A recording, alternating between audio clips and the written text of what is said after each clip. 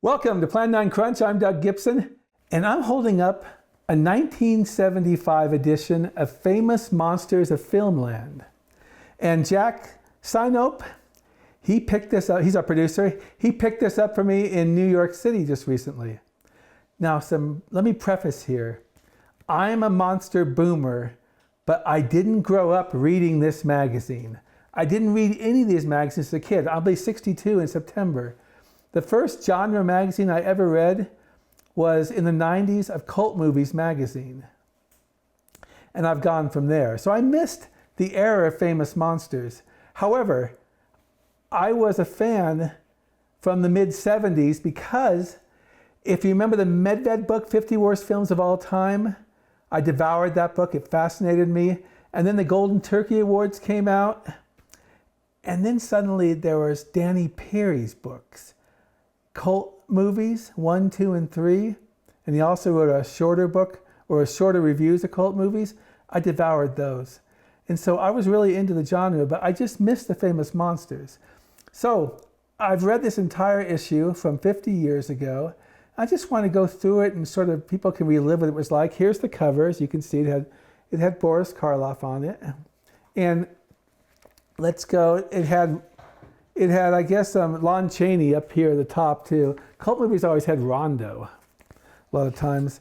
So here we have James Warren, who I guess is I know was very, very prominent. He was a publisher. And then you had Forrest Ackerman right here. People talk about the Acker Mansion and everything. You know, Ackerman's passed away. I do recall at the Cult Movies Convention, he sang and dressed up as Frankenstein, I think, around 2001. Then you had stuff like fan mail, where fans wrote in. And I like, let's see, one was, here's a real short one. FM is the greatest thing that happened to horror films since Lon Chaney. Robert Martinez Jr., Albuquerque, New Mexico. And they had a pen pal section here. And let's go to one of the articles I read in quite detail. It was very interesting. There were monsters from Mexico. And now we all know the Mexican genre where you had the smoke and the vampires and other things. And they talked about some films that I'm not really, hadn't seen that much, called The Body Snatcher in 1956. They talked about the Nostradamus movies. Here's some photos in it. As you see, this needs tender loving care, this 50-year-old issue of Famous Monsters. And they have the vampire films. And I want to read about one here. Where was it? Here it is. The Devil's Pact was with John Carradine, but that's not what this one is Frankenstein, the Vampire and Company. It's right up here. I know you can't see it. I'm going to read it.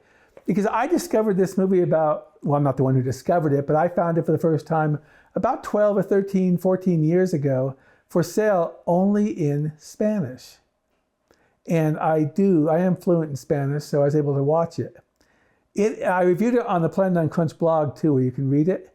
It is a remake of Abbott and Costello Meet Frankenstein.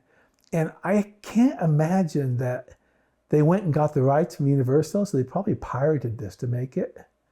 But I don't know if Universal cared enough or knew about it. Let me tell you what they talk about here. This film is a horror comedy with a plot that many will recognize. An uncredited remake of Abbott and Costello Meet Frankenstein. Mr. Lavelle, who collects wax figures, sends his secretary Sicaro to an express agency to pick up 2 new figures. That sound familiar? Frankenstein's monster and the vampire. He does not know it, but the 2 figures are not wax. They are the actual monsters. Paco and Agapito work at the express agency. A lady doctor, Sophia, with the help of the Wolfman, has discovered the truth about the 2 figures. They plan to destroy the monsters. Sophia happens to meet Lavelle's secretary at the agency. Paco and Agapito promise to deliver the heavy boxes containing the wax figures to Lavelle's house. When they arrive at the dark and gloomy Lavelle mansion, Sophia, with the help of a few men, steals the figures. So it's basically with some slight alterations following the Abbott and Costello plot. The vampire is weak, But with hypnosis, he puts the lady doctor under a spell. Following his orders, she organized a festival. A vampire first needs blood. He then plans to have the lady doctor transfer Agapito's brain into Frankenstein's monster. With this combination of great strength and a blank brain easily under his control, he plans to conquer America. So it goes to a festival. They have a spectacular chase. The Wolfman's involved. And so basically what you're seeing is a Mexican remake of Abbott and Costello Meet Frankenstein. There's also, I've discovered since, through Sinister Cinema, there is what's it called? Have Mercy, I think it's called, but it's an Egyptian remake of Abbott and Costello Meet Frankenstein also. And you can also read that at our Plan9Crunch.com blog. Another thing to talk about here is Buster Keaton. He made a movie in English. It's called A Modern Bluebird. What am I saying? Bluebeard, forgive me. And it was made in the mid-late 40s, when Keaton was at a low ebb. It's a Mexican comedy, and I can't remember right now what it's called in Spanish, but I own it in Spanish. And it's not much of a film, to be honest, but it's fun to watch. He goes he's a war person, comes back from war and doesn't think the war is over. And then he gets sentenced to death. And then he is given a chance to go on a rocket. And then the rocket lands just a few miles away, but he doesn't know that. So I think the Mexican horror films are really good when they focus on drama and they focus on horror, particularly with the smoke. I don't so much like the smoke in the Spanish Dracula, but I think the Mexican vampire films do smoke very well in their films.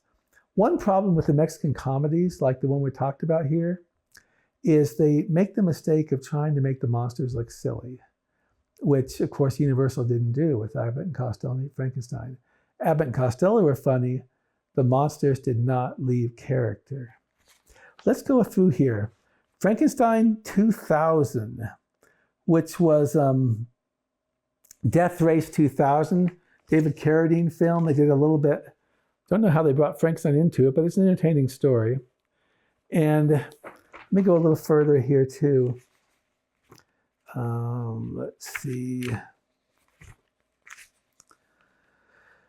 They had a MonsterCon makeup marathon where they were bringing James Warren, the publisher, and others, showing what they look like in makeup. These are fun to read. I'm going to go, here's some more pictures of people showing off their craft and stuff like that. I'm going to try to buy more of these if I can. And then there was something I found was very funny here, and I'm going to look for it right now. Oh, here's something I wish I could find. These giant life-size Frankenstein pinups. See it right there? You know, like $1 or something. Boy, do you guys remember seeing stuff like you could get a monster blow up in plastic or something, like 3 feet or something?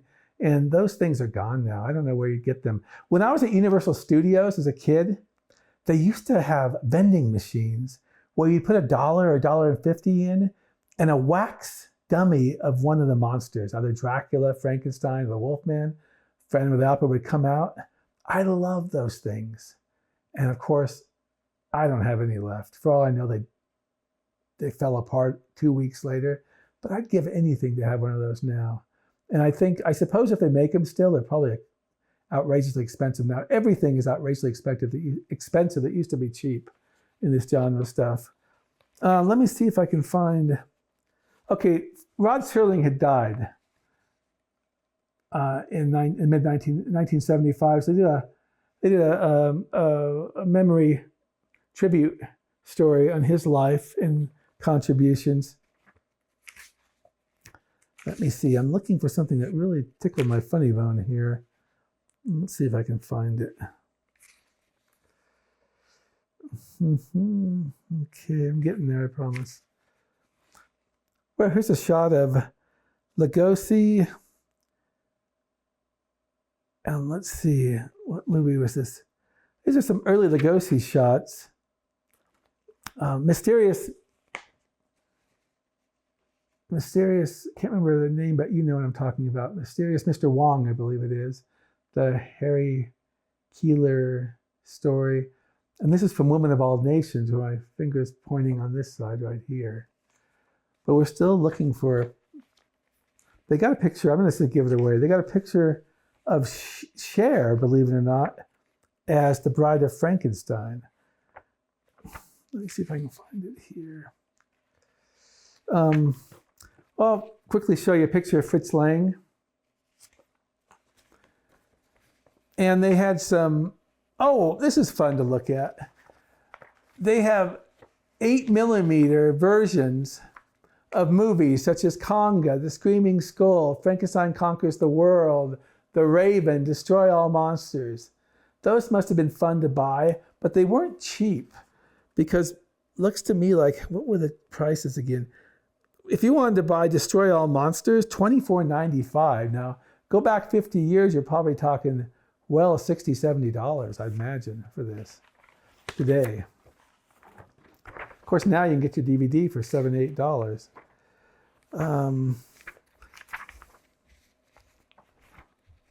I gotta let go of this soon because I may have to go back and find where I missed.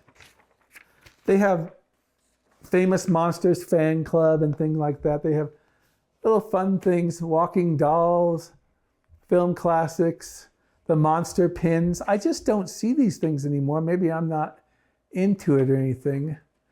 But this was a joy to look through. Like they do in the current magazines, they have, subscribing to past issues and things like that. I'm sure you couldn't get it for $1 or so right now, like they have it here. They have magazines called Eerie, Creepy, Vampirella, The Spirit. Let me see if I can find the Cher thing. I went by it, I think. Here it is. They had the Bride of Frankenstein. They're making a joke. And apparently that's Tim Conway and Cher right here on this, on where am I?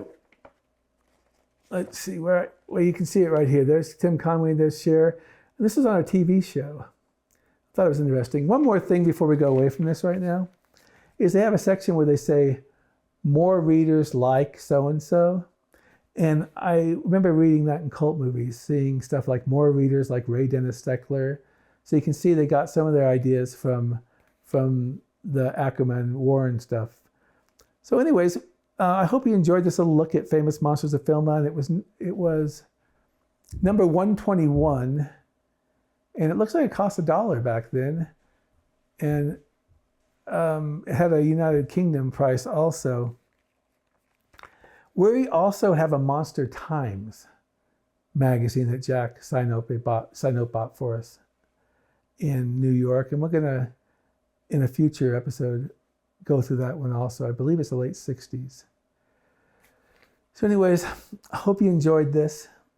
I certainly had a fun time reading it. I want to find more of these magazines. It's, like I told you, it's something I didn't experience. When I talk to people in interviews, they invariably tell me they grew up reading Famous Monsters of Filmland religiously. And I feel like I missed something, but now I'm getting a chance to look at the genre and how it was covered, how they covered stories 50, 60, maybe even 70 years ago. So thank you very much for this opportunity to look at Famous Monsters of Filmland from 1975. We're Plan 9 Crunch. Give us a subscribe at YouTube and also TikTok, like us. And we're at Plan 9 Crunch podcast and blog at Facebook. And plan9crunch.com is our blog. We have over, this is a lot for us. I don't know if it's a lot for the industry, but we have over 70,000 hits on our blog this month. And we're very grateful for that. Anyways, thanks very much. And that's a wrap.